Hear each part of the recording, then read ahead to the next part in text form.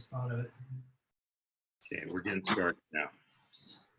Contrast it all. All right, we are live here with another pre-event interview for NFT.NYC. I'm here with my friend Luke Stokes, who is the managing director of the FIO Foundation, and David Gold. All right, we are live here with another pre-event interview for NFT.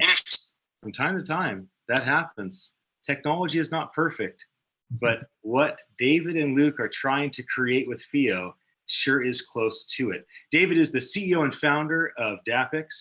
DAPX is the venture-backed company that created the first version of FIO, and now it is owned by the foundation. So Luke and David, thank you so much for joining me for this interview. We're excited to spend time with you next week at NFT.NYC in Manhattan, which is on Thursday, February 20th. Luke, could you start by just introducing yourself for a moment for folks that don't know you? Thank you so much, Ian. I really appreciate it. Yeah, I've been in the space for more than 7 years. I've been involved in different projects, Steam and EOS as a EOS DAC. I mean, all the different projects. I like a lot of different projects, but I've noticed over the years how frustrating they are. You know, cryptocurrency has some usability challenges. And when I came across the FIO project, the Foundation for Inter-Wallet Operability, I was like, this just has to exist. You know, this is something that can solve the usability challenge we have in the space for mass adoption. And it's got to be as easy as PayPal or Venmo or something like that if our moms and grandmas and everyone else is going to use it. So I've been involved with this as a consultant for about a year, and starting in December, I was brought on as the managing director for FIO. And I'm very excited about the project. It's got some really great supporters and people that are excited about it. And I think all the different people who've been in the space for a while, when I tell them about it, they say, oh yeah, this has to exist. So yeah, that's me in a nutshell. I actually, prior to that, I ran a company called FoxyCart, e-commerce shopping cart, for about 10 years. I think the Bitcoin Wiki still has an entry for us. We were one of the early, in 2013, getting people to accept crypto. And I, again, kind of felt some of those usability pains as I was trying to get people to accept crypto through our shopping cart. It's just too difficult. So we're hoping to make that easier. Yeah. David, also, would you mind introducing yourself to folks that are not familiar with you and DAPX and your influence in the overall distributed ledger industry? Yeah, no, so happy to do so. So we launched DAPX actually a couple years ago. It was incubated out of a venture capital fund that I was a managing director of for 11 years, Access Venture Partners, which is one of our 6 venture funds that have backed DAPX, including Binance, NGC, Blockwall, Lunex Ventures, and others.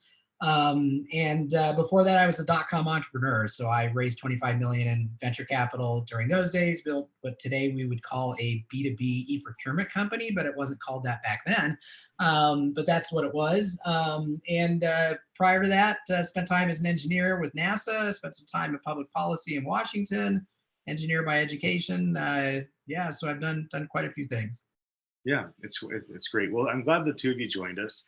I first learned about FIO through some articles that hit, and I was reading about it. And then, Luke, it turned out that you were involved. You and I sat on the balcony in Puerto Rico looking at the ocean and enjoying time together, talking about all sorts of things. And one of the things that came up was your passion for what FIO is doing.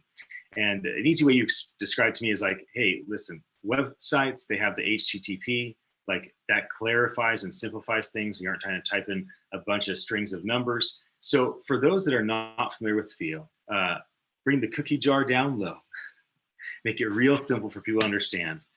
What is the easiest way for you to understand what FIO is and why FIO exists? Well, that's a great question. Thank you. And I'll get into that in just a little bit, but I want to highlight a little bit of what you said about HTTP. I think it's a great analogy for those who kind of, again, watch the internet kind of grow over time. So the internet was around for 10 years prior to the HTTP protocol coming out. And so there was no web browser, there was no World Wide Web, and it was just, there wasn't a lot of usage, right? It's a bunch of nerds, you know, tinkering around and stuff, right? And the blockchain space for the last 10 years has been somewhat similar. Public addresses are very confusing, these crazy hashes, and it's just, we did a big usability study with 200 people, and it was I think 8% of people have actually lost money sending crypto to the wrong public address, QR codes that are malformed. I mean, just, it's a usability nightmare. Messing with cryptocurrency makes people feel nervous and they're not comfortable because there is no like chargeback process. You're not going to get your money back if you mess up, you know?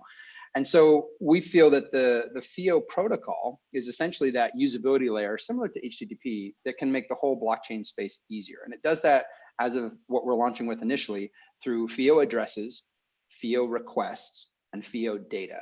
And FIO addresses is basically any blockchain you can assign to a full FIO address. So in my case, I got the Stokes domain as an NFT, and I have Luke at Stokes as another NFT that can actually be transferred around. So Luke at Stokes can be assigned to any cryptocurrency. You could send me Bitcoin, Ethereum, EOS, Steam, doesn't matter. You could send it to that as long as that wallet is FIO enabled. But importantly, I can also do a request for send. So I've been in this space for a long time, and every single time I've had a Bitcoin interaction or anything, it always initiates with a request, but we don't have a functionality in the space to do that. So now I can actually initiate a request, shows up, and that's an actual, key-to-key, peer-to-peer exchange of value. People can actually say, okay, that was signed by a key, they know it's secure. And I can put in there some metadata across any chain. This is for lunch. And that just makes the whole, and so the other person gets a notification in their wallet, they see it, Luke at Stokes for lunch. Oh yeah, he wants Bitcoin, done. So it just makes it easier. And that could be for any crypto enabled product in the space. Could be gaming, could be supply chain management, could be DeFi, doesn't matter. Yeah, okay, that makes sense. So David, how did this start? Right? What was the beginning of things? What's comic book number one?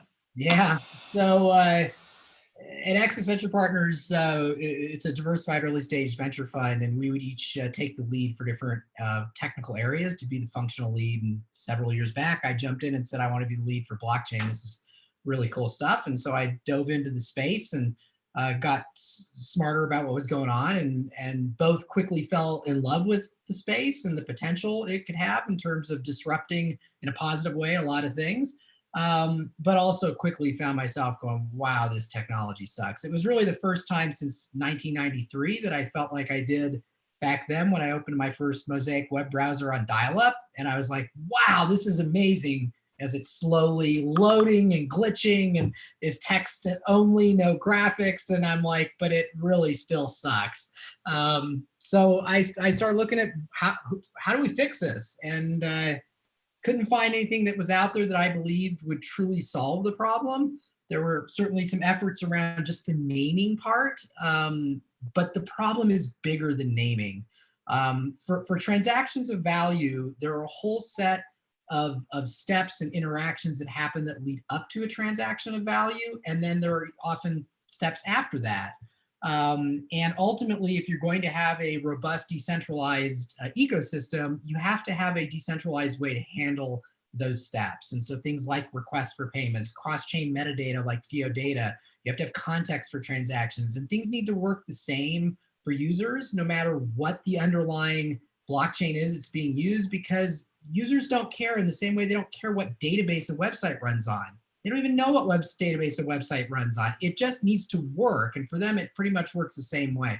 So that's what FIO is about. It is that usability layer that handles workflow data confirmations about the sending of value on other chains, but it does not send the value. So that was the genesis for it. And we started thinking about it out of the fund. And then when we got to hiring a CEO for the project, I said, you know what? It's been 11 years.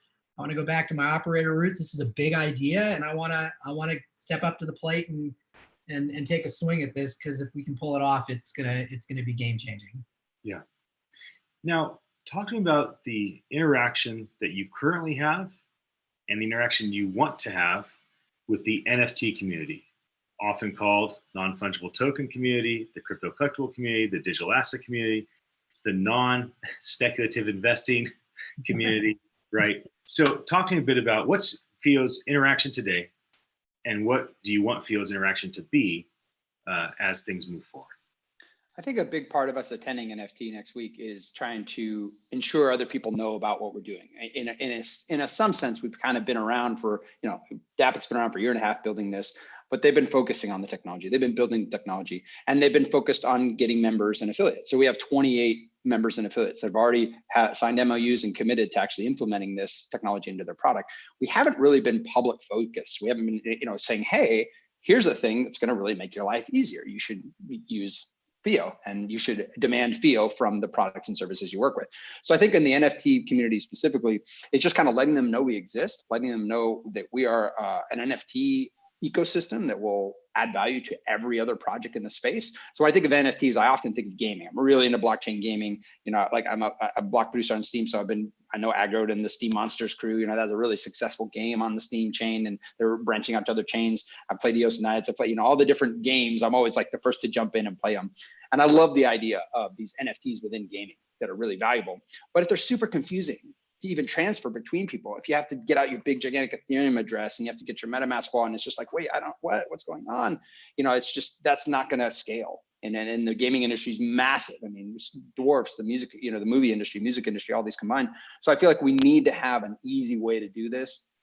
So I feel like this is kind of a layer that will make all NFTs more useful. If they just have a touch point to the blockchain and the end user, and they integrate the FIO protocol, which is an open source, distributed, decentralized protocol, they can now have a much better user experience, which I think is going to elevate the whole space.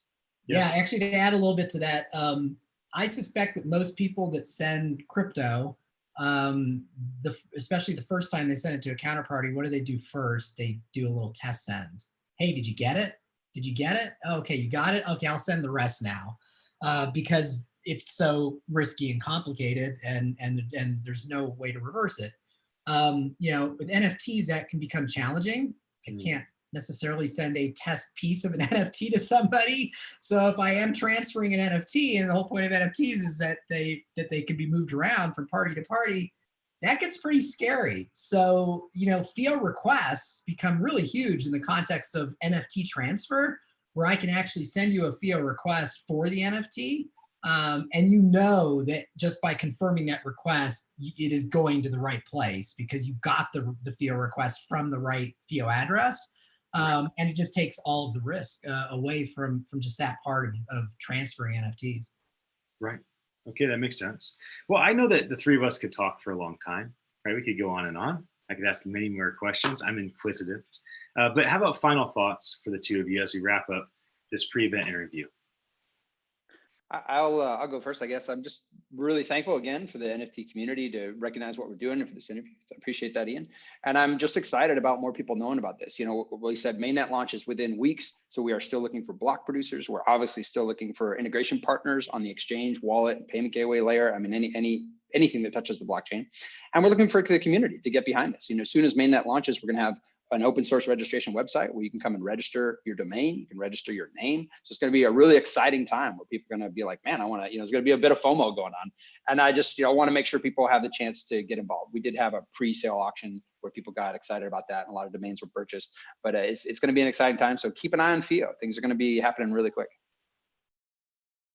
Yeah, no, I would just wrap up by saying, hopefully the NFT community takes a look at what we're doing, and not only in the context of FIO domains and addresses being NFTs, but really understanding that the FIO protocol will make all NFTs more usable by facilitating the transfer. And so it's a project that actually can help NFTs be successful no matter what chain or what project they're on. Yeah, wonderful. Well, I sure appreciate the two of you joining us. For those watching wondering what this shirt is, shout out to Josie Bellini, her resistance shirt that she used to raise money for Venezuela. Really cool augmented reality. And these are the type of people that are going to be at NFT.NYC next week. Amazing crypto artists like Josie, incredible leaders in the space, making things easier to use, like Luke and David. So Luke, David, thank you so much for your time, and I will see you both next week.